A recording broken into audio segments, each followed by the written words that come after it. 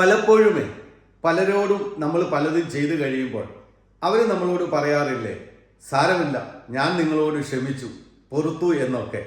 യഥാർത്ഥത്തിൽ അവർ ക്ഷമിച്ചോ പൊറുത്തോ? വാക്കുകൾ കൊണ്ട് പറഞ്ഞതുകൊണ്ടോ ഭാവവ്യത്യാസങ്ങളിൽ പ്രകടമായതുകൊണ്ടോ ഒരു വ്യക്തി യഥാർത്ഥത്തിൽ മറ്റൊരു വ്യക്തിയോട് ക്ഷമിക്കുന്നില്ല. ഒരു വ്യക്തിക്ക് മറ്റൊരു വ്യക്തിയോട് യഥാർത്ഥമായി ക്ഷമിക്കണമെന്നുണ്ടെങ്കിൽ അതിനൊരേ മാർഗമേ ഉള്ളൂ, അവൻ്റെ ഉള്ളിൽ ദൈവസ്നേഹം കൊണ്ട് നിറയുക. ദൈവസ്നേഹമുള്ള ഒരു വ്യക്തിക്ക് മാത്രമേ എല്ലാ കാര്യങ്ങളും മറ്റൊരു വ്യക്തിയോട് ക്ഷമിക്കാനും പൊറുക്കാനും സാധിക്കുകയുള്ളൂ.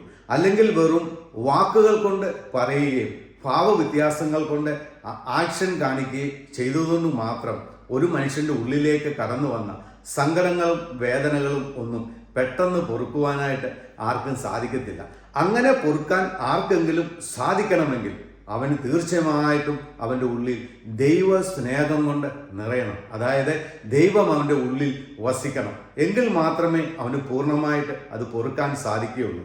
കുരിശിൽ കിടന്നുകൊണ്ട് ക്രിസ്തു എന്താണ് നമ്മളോട് പറഞ്ഞത്?